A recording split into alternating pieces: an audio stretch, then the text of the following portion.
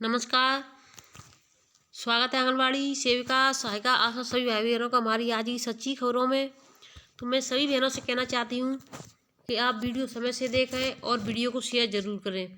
तो देखिए, आंगनबाड़ी बहनों की इस समय बहुत ही ज़्यादा गरमाई हुई वो है कि दिल्ली यानी उसमें आपकी सांसद सभा में आंगनबाड़ी बहनों के इसको बातों को लेकर के बहुत ज़्यादा चर्चा हो रही है। सभी राज्यों के जो सांसद हैं वो बात को उठा रहे हैं, लेकिन जो मंत्री जी हैं आपकी केंद्रीय बाल विकास मंत्री जी स्मृति ईरानी, वो कुछ नहीं बोल रही। अगर वो भी कुछ बोलें तो आंगनबाड़ी बहनों के लिए कुछ हो सकता है, लेकिन उनके मुंह में बिल्कुल दही जमा हुआ है। वो सिर्फ अपनी इन्हीं चीज़ों को गिनाती हैं कि पहली सरकार में इतना पैसा मिलता था, पहली सरकार कुछ करती तो कर सकती थी, इस सरकार में इतना बढ़ा दिया, इस सरकार ने स्मार्टफोन दे दिया।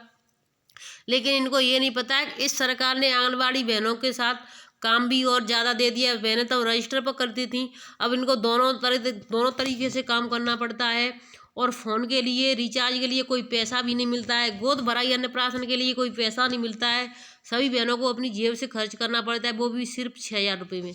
तो देखिए, इनको ये दिखाई नहीं देता है कि बहनें सब कुछ अब और ज़्यादा खर्चा बढ़ चुका है। बहनों का पैसा नहीं बढ़ा है, लेकिन खर्चा ज़्यादा बढ़ा है।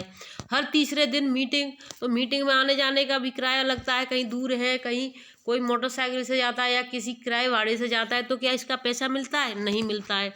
तो इन चीज़ों को गिनाने के लिए उनके पास वक्त है, लेकिन हम बहनों के पास इतना वक्त नहीं है कि हम संसद में पहुँचे। कि हमारी कोई बहन अगर इस मुकाम पे होती तो संसद में अपनी आवाज़ को उठाती, रखती और कुछ हो सकता था। लेकिन जब तक वहाँ पर कोई अपना नहीं होगा तब तक कुछ नहीं हो सकता। इसी तरीके से शिक्षा मित्रों में से एक वहाँ पर पहुँचे और उन्होंने अपनी बातों को रखा। हर तरीके से रखते हैं, लेकिन आंगनबाड़ी बहनों की बातों को रखने के लिए कोई नहीं है वहाँ पर। तो देखिए, लोकसभा में उठी आंगनबाड़ी कर्मियों की सेवाएं स्थायी करने की मांग।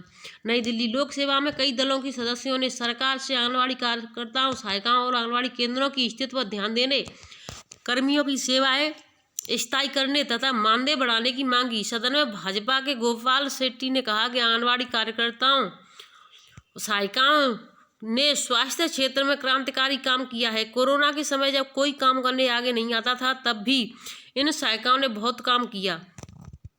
सदन में कांग्रेस के नेता अधीर रंजन चौधरी ने कहा कि आंगनबाड़ी कर्मियों को कम मानदेय मिलता है, इतने कम पैसे में जीवन कैसे चलेगा, ऐसे में मानदेय बढ़ना चाहिए। तो देखिए, ये सब उन्होंने कहा, तो मंत्री जी ने क्या कहा कि विपक्ष के हैं। तो देखिए, इसमें विपक्ष और पक्ष क्या है। जब आंगनबाड़ी बहनें होती हैं, किसी कोई सा भी पक्ष हो, तो उनको तो काम करना पड़ता है, कोई सी भी सरकार हो। तो इन बहनों के इनको इतना नहीं पता कि जब बहनें कोई सरकार का पक्षपात नहीं करती हैं, काम करती हैं, तो सरकार को भी इन चीज़ों पर ध्यान देना चाहिए कि हमें भी बहनों के साथ कोई पक्षपात नहीं करना चाहिए। अब देखिए, और भी खबरें मैं आपको दिखाना। देखिए, आंगनबाड़ी का जो पोषण मिलता है, तेल और यानी जो रिफाइंड तेल होता है वो, और दौल मिलते हैं, तो उसके लिए देखिए बोली लगाई जाती है।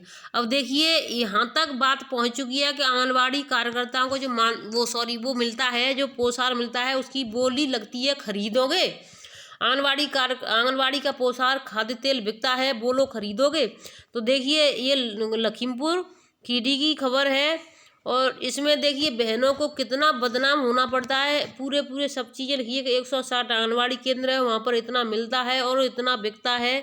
तो मैं बहनों से कहना चाहती हूँ, जो कुछ करती हैं कुछ नहीं करती हैं, उनको भी पिसना पड़ता है। आप सिर्फ इतना करती हैं कि अधिकारियों के दबाव में रहती हैं, उनको पैसा देती हैं और खुद चोर बनती हैं। तुम चोर क्यों बनती हो? क्योंकि तुम्हें गांव में रहना है, अपने परिवार, गांव अपना एक परिवार ही है। अधिकारी आपके साथ हमेशा नहीं रहेंगे। आज अधिकारी यहाँ है तो कल कहीं दूसरी जगह। आप कितना भी जेब भरते रहो, अधिकारी की जेब कभी खाली, हमेशा खाली रहती है, कभी जेब भरेगी नहीं। तो मैं आपसे कहना चाहती हूँ, अगर कोई अधिकारी आपसे पैसा मांगता है कि हम राशन आपको जब उठाएंगे इतना पैसा दे दो आप, तो राशन उठाओ ही मत। आप बिल्कुल राशन उठाना बंद कर दो कि हम राशन नहीं उठाएंगे और ना ही अपने रजिस्टर पर चढ़ाएंगे। आपको जिस तरीके से बांटना है बांटो, हम पैसे आपको किस लिए दें। देखिए, आए दिन अब तो इतनी आपकी सख्त निदेशक आ चुकी हैं कि एक भी खबर उनके पास सत्य पहुंच जाती है, जांच करवा कर तुरंत निलंबित कर देती हैं। तो आप भी इन चीज़ों पर ध्यान दें, फोकस दें और अपने आप को बचाएं, क्योंकि अब नौकरी बचाना बहुत कठिन हो चुका है। पोस्टर टैकर के लिए संसद में आवाज़ उठी थी कि पोषण टैकर पर बहनें कितना काम कर रही हैं, और आए दिन पूरे कल अभी आज मैंने दोपहर की वीडियो में डाला है कि पूरे 75 जिलों में कौन सा जिला किस तरीके का है। तो जिन बहनों ने नहीं देखी है तो उसको जा कर के देख लें। आंगनवाड़ी का सैकड़ों क्विंटल पोषाहार और खाद्य तेल हर महीने बिक जाता है। इसके लिए दलाल लगे हुए हैं जो केंद्र से इसे औने पौने खरीद कर काले बाजार में बेचते हैं। तो देखिए इस पर साफ साफ लिखा हुआ है, घरेलू उपभोक्ताओं को यह खुले बाजार में कुछ कम रेट पर मिल जाता है। इसके अलावा सरकारी मोहर होने के कारण शुद्धता का भरोसा भी है। यह कारण है कि लोग आंगनवाड़ी के दलालों से नियमित संपर्क में रहते हैं। इस काले बाजार में सबसे ज़्यादा मांग रिफाइंड तेल और चना दाल की है, जिसे लोग रसोई के दैनिक इस्तेमाल में लेते हैं। धरोहरा कस्बा समेत क्षेत्र में कई दलाल काम करने से मोटी कमाई में लगे रहते हैं। ऐसे लोगों के घर की महिलाएं आंगनवाड़ी कार्य करती हैं। इससे यह बाल विकास परियोजना कार्यालय में मौजूद रहकर भी अधिकारियों की नज़र में नहीं चढ़ते।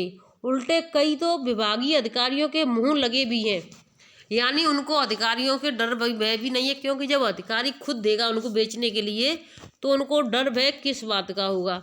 तो देखिए कुछ होता है कुछ करता है। हम इस बात का पुष्टि तो नहीं करते कि हाँ ये सत्य है, लेकिन कहीं ना कहीं इसमें कुछ ना कुछ होता है। जब ये जितना ज़्यादा होता है कम होता है तो उसको बढ़ा चढ़ा कर ज़्यादा दिखाते हैं, चाहे कोई भी हो।